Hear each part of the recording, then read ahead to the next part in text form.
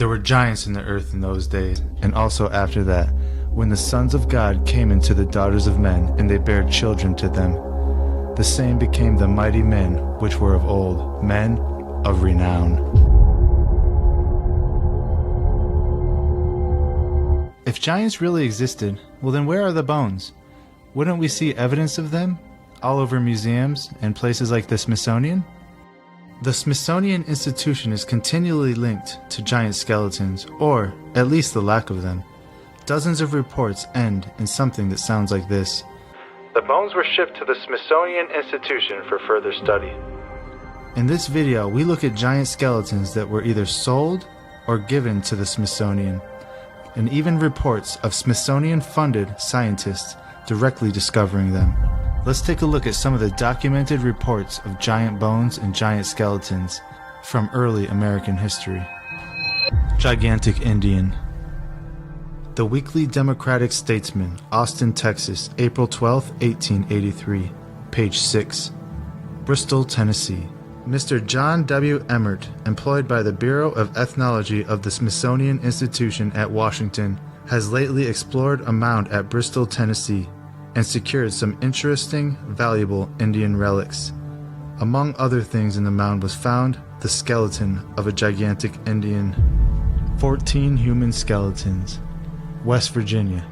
A Guide to the Mountain State, 1952, page 488. Staunton Park, West Virginia, 1883.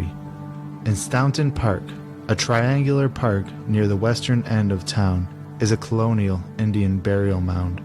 175 feet in circumference at the base and 30 feet high. Ornaments, stone weapons, fragments of pottery, and 14 human skeletons, one more than 7 feet long, were found when the mound was opened by the federal government in 1883. Monster Skulls and Bones. New York Times, April 5, 1886. Catersville, Georgia. This news report from the New York Times describes how water receded from the Tumlin Mound Field, now called Etowah Mounds, and revealed, quote, acres of skulls and bones. Some of these are gigantic. If the whole frame is in proportion to 2 thigh bones that we found, the owner must have stood 14 feet tall. Also found was ornaments of shell, brass, and stone. It was noted that a, quote, representative of the Smithsonian Institution is here investigating the curious relics, end quote. This fact was confirmed by its inclusion in the Smithsonian's 5th Annual Report, 1887. The Etowah Mound site is just south of Catersville, Georgia, and is a 54-acre site that was built and occupied in 3 phases from 1000 to 1550 AD. Etowah has 3 platform mounds and 3 lesser mounds. Temple Mound A is 63 feet high with a base of 3 acres. It overlooks Temple Mound B. This is another wonderfully impressive site from the Mississippian era of the mound builders. Another report from the American Antiquarian 752 in 1885, quote, on the stones which covered the vault were carved inscriptions, and these when deciphered will doubtless lift the veil that now shrouds the history of the race of people that one time inhabited this part of the American continent. The relics have been carefully packed and forwarded to the Smithsonian Institute, and they are said to be the most interesting collection ever found in the United States. The last account from the Etowah Mound in Charlottesville, Georgia, comes from the North Otago Times, July 23, 1884, page 2. H.R. Hazelton recently opened a large Indian mound near Cartersville, Georgia. A layer of very heavy flagstone covered a deep vault, in which was found the skeleton of a man 9 foot 2 inches in height, surrounded by 7 other skeletons, apparently those of very young persons. The giant evidently had been a king, as his head was encircled with a copper crown. His hair, black as jet, reached to his waist, but he had no whiskers. The bottom of the vault had first been uncovered, with a thick matting of reeds and dry grass, over which were spread the skins of some wild animal. The underside of the stones covering the grave were filled with deeply carved inscriptions. If it is ever possible to decipher these, Mr. Hazelton thinks he will have something reliable in regard to prehistoric man in America.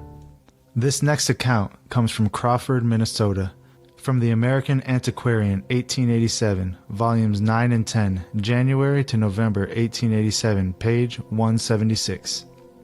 Quote, at a depth of 14 feet below the surface, the workmen came upon a skeleton of a giant. In a tolerable good state of preservation, the skeleton was 8 feet 2 inches in length and measured 2 feet 2 inches across the pelvis. At another point, about 6 miles from where this skeleton was found, at the mouth of the Sioux, one of the agents or employees of the Smithsonian Institute at Washington exhumed the remains of another skeleton, the size of which was calculated to be about 9 feet in length. The biggest giant ever known, from The World, October 7, 1895, San Diego, California. Quote, the corpse of the biggest man that ever lived has been dug up near San Diego, California. At all events, there is no satisfactory record in ancient or modern history of any human being nearly so tall. The mummy for in such a condition the remains were found is that of a person who would have been about 9 feet high in life. This makes allowances for shrinkage, which may be pretty closely calculated. As to the accuracy in the estimate, there can be no question, as the cadaver has been carefully inspected and measured by Professor Thomas Wilson, curator of the Department of Prehistoric Anthropology in the Smithsonian Institution, and by other scientists. The tape line even now registers the length from heel to top of the head at 8 feet 4 inches. The body was found in a cave by a party of prospectors. Over the head are the remnants of a leather hood. The man was well advanced in years. It has been stated that the man must have surpassed in height any giant of whom there is historical record. End quote. This next one comes from the San Francisco Call, August 22, 1897. Bones of prehistoric man. Skeletons of giant found in rude sepulture on Pine Ridge. Quote, the discovery of the bones of a giant in a rudely excavated hole in a limestone rock on the western slope of Pine Ridge has aroused considerable interest among local anthropologists. U.N. Briggs and Frank Patton unearthed the remains of what appeared to be a prehistoric man last week while out hunting on Pine Ridge. It being quite warm, the hunters have sought a shady place at the base of a tall limestone cliff. They sat for an hour or so, enjoying the soft breezes that wafted from the valley beyond, and Briggs, in poking around in a hole in the rock, unearthed several bones. They appeared to be those of a human being. Upon closer scrutiny, it was discovered that the cavity in which the bones had been deposited was evidently the work of human hands. The walls had been cut with a sharp-pointed instrument, and the entrance of the tomb or sepulchre had at one time been closed up. The hunters examined the tomb closely and found a number of bones of feet and hands and portions of the skull. The remains will be sent to the Smithsonian Institution. This next one is called Finding Skeletons of a Giant. From The Worthington Advance, November 18, 1897, page 3. Ethnological work of the Smithsonian's Division of Eastern Mounds. Quote, it is officially recorded that agents of the Bureau of Ethnology have explored more than 2,000 of these mounds. Among the objects found were pearls in great numbers and some of very large size. It is a matter of official record that, in digging through a mound in Iowa, the scientists found the skeleton of a giant who, judging from actual measurements, must have stood 7 feet 6 inches tall when alive. The bones crumbled to dust when exposed to the air. Around the neck was a collar of bear's teeth, and across the thighs were dozens of small copper beads.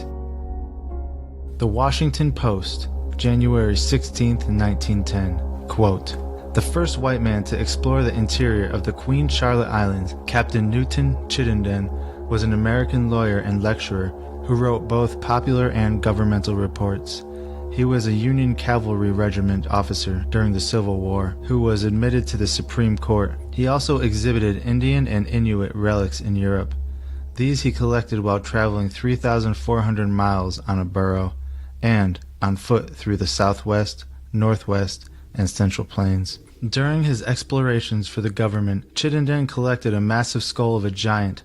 The article states that he, quote, long treasured it as a priceless possession, and the skull was of great interest to European anthropologists who examined it. He was offered great sums of money to part with the skull, but he ended up donating it to the Smithsonian Institution. Assistant Director of Anthropology, Alice Hardika, when presented with the skull, said it surpassed any previously in the institution. This next one is about a man who refuses to sell the skeleton of a giant to the Smithsonian. It's from the Arizona Journal-Minor, October 13th, 1911, page 3. Walnut Creek, Arizona. Quote, Mr. Shoup was provided with photographic instruments and took several pictures.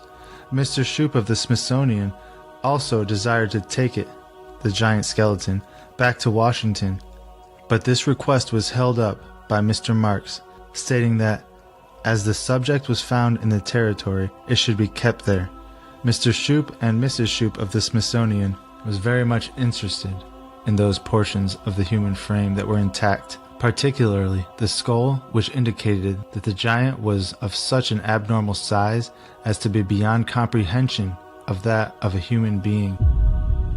If authentic, one would assume that the photographs should still be in the Smithsonian records, but they're not. And that leads us to the question, where is that picture and all the bones that the Smithsonian has taken throughout the years? The news stories we just read are just the tip of the iceberg. There's many more news articles that report giant bones being brought into the Smithsonian for review. However, the official record declares giants to be myth. So what's going on here? Is this a cover-up or something else? Thank you all for watching. God bless you all.